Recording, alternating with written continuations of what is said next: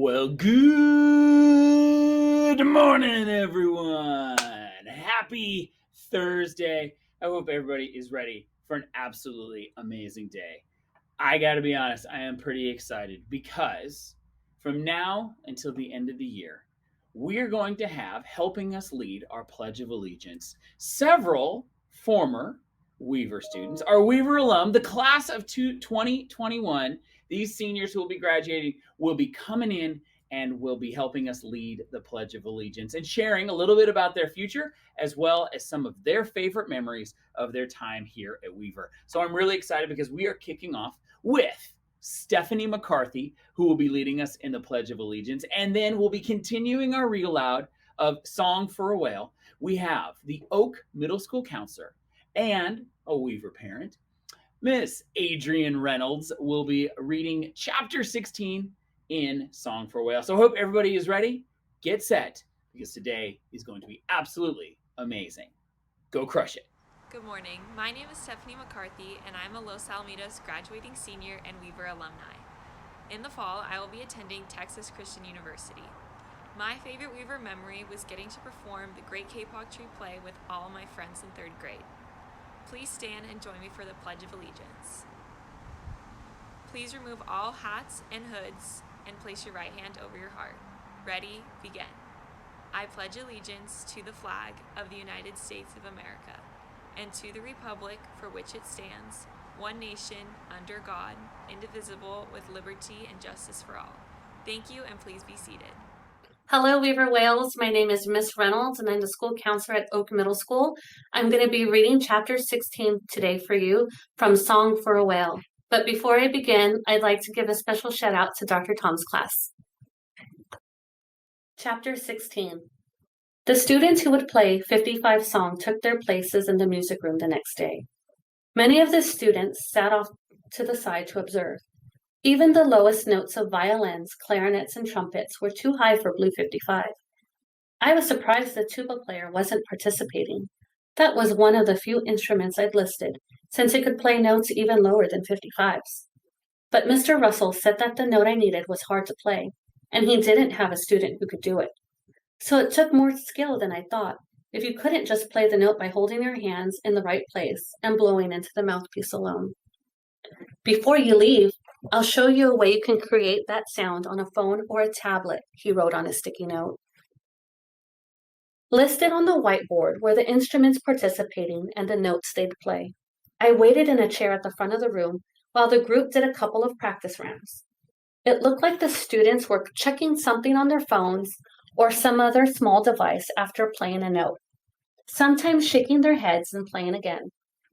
Mr. Russell played the piano and pointed to each student in turn, directing them to play the notes that matched 55 hertz. They played the ones just above or below that too, since Blue 55 sometimes sang a little higher or lower. A few students watching the performance covered their ears. Hopefully, it would sound better to 55. Behind the rows of blue plastic chairs were the students with larger instruments. A boy with shaggy blonde hair played the bass saxophone. I recognized Angelica Freeman because she lived a few houses down from me. She moved the fingers of one hand along the neck of an upright bass, the instrument I'd always thought of as an overgrown violin. Her other hand worked the bow back and forth across the strings. After a few minutes, Mr. Russell said something to the group, then stood up from the piano bench and wrote, "Ready for the real thing?" on the board. Mr. Russell turned on the microphones and stereo equipment. Later, he'd email me the recording of the song. If the room didn't have deep wall-to-wall carpet, I could have taken off my shoes to feel the vibrations of the music, like of the bass drum that sat on the floor. I wondered what all those instruments sounded like together. Then I reminded myself it was like the song of 55 I'd felt on the computer speakers at home. I just wished I could feel it then. Instead of sitting down after pressing the record button, Mr. Russell pointed me, then to the piano bench. I pointed to my chest. "Me?"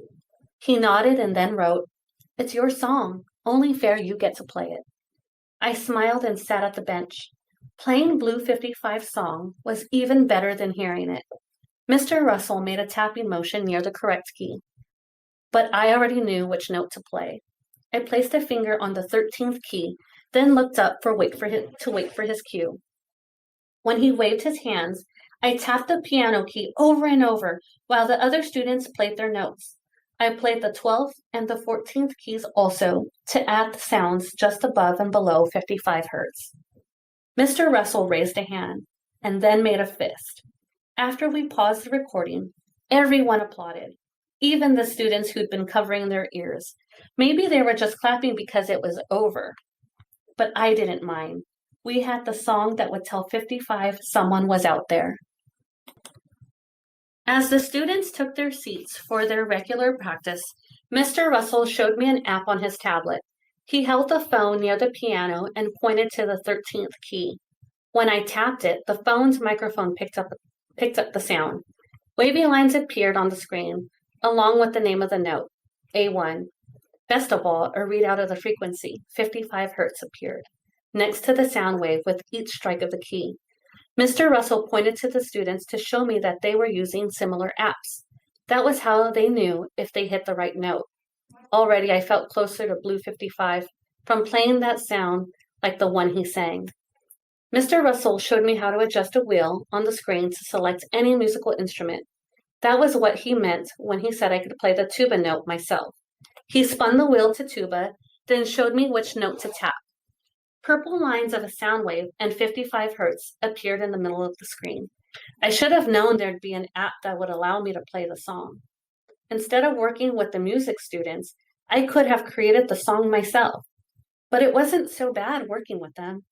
Now that they knew about Blue 55 too, it was like he had more people listening to him. Before I left, I drew a smiling whale on the whiteboard saying, "Thanks, everyone." Some of the kids smiled and waved to me as I left, and Angelica gave me a thumbs up. Okay, maybe playing music wasn't worthless. While I waited at home for Mr. Russell to finish band practice and email me the file, I tried out the tuner app he showed me. I worked in the study so I could use the computer speakers. Usually, Mom worked at home doing graphic design, but that day she was at a meeting with a company she did some work for. Whenever I found a note that was around 55 hertz, I recorded the sound on the computer. I scrolled through the selection of instruments, some of which I'd never heard of, like the euphonium. By playing with the plus and minus buttons marked octave, I got a few more instruments to hit the right sounds. I threw in a few notes from 50 to 60 hertz to give Blue 55 a little variety. How long could practice go on? And just when I was thinking Mr. Russell had forgotten about me, the email came through. I opened the attached file and hit play. The vibrations coming from the speaker reminded me of 55's song. Maybe it would remind 55 of his song too. The other sound files I needed were in a new email from Andy. Dear Iris, great to hear from you again. I made underwater recordings today with hydrophones, and I've attached the file here. Often, it's noisier than what I recorded for you, but we don't have any cruise ships coming in today, so it's mostly natural sounds here, such as humpback and blue whales, orcas, seals, and the winds on the ocean surface. Good luck with your project. I'm interested in hearing more about it. Andy. Yep, you'll be hearing about it, Andy. The recording was only about 5 minutes long. I'd have to do some editing so Blue 55 would have a longer song to listen to. After I dragged the clips from Mr. Russell and Andy into a new file, I copied them over and over so they'd replay for an hour. Hopefully it would be enough. I placed my hand over the speaker and closed my eyes while the song played. I thought before that playing 55's real song wouldn't do any good because he'd recognize it as his own, but I wondered what would happen if it was mixed in with this new music. I added a clip of Blue 55's recording to the middle of the song I just arranged. There, something familiar, yet different. A bit of his own song woven in with the new one. It was impossible to make the song exactly like 55's, but I did my best to stretch out the notes or clip them so they'd match the pattern of his music. I'd read that whale songs were made up of units, like single moans, chirps, or cries, put together to build phrases. A bunch of phrases made a theme. like spoken words that made up sentences and then paragraphs, or like signs that made up phrases, then conversations or poems or stories. Maybe 55 would know this story was for him. After all that work, I had to sit there for a while to figure out my reply. This would be the most important message I'd ever written. It had to be just right. Dear Andy, thanks so much for sending the recording of the sanctuary animals. It's just what I needed for my project. I haven't stopped thinking about Blue 55 since I first learned about him from my science teacher, Sophia Alamia. My hands hovered over the keyboard. I wanted to tell her my plan without making it seem like I thought I was smarter than the sanctuary staff. Since it didn't work out last time you tried to put a tracker on him, I thought you might like this idea I came up with.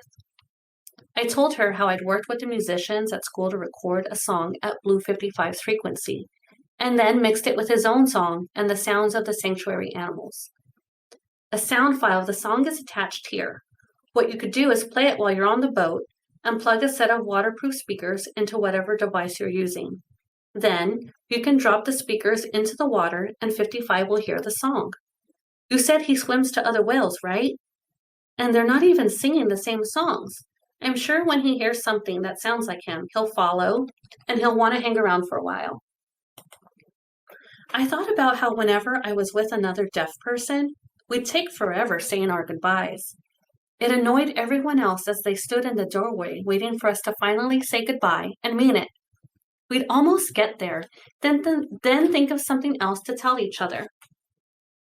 If you don't know when you'll get to talk to someone like you again, you don't want your time together to end. Whenever he's near your sanctuary, this song could help him feel at home. Maybe other sanctuaries could play it too, like when he migrates to warmer areas. He won't feel so alone hearing something like himself out there. I don't know how many times I reread that email to make sure it looked right. I had to be professional, but casual too, as if we sort of knew each other and were working for the same thing. I kept editing the message, changing words here and there, and then changing them back again. Finally, I did it. I held my breath and clicked send. Your song is on the way, Blue 55. Thank you for listening today, Weaver Whales. Have a fantastic day.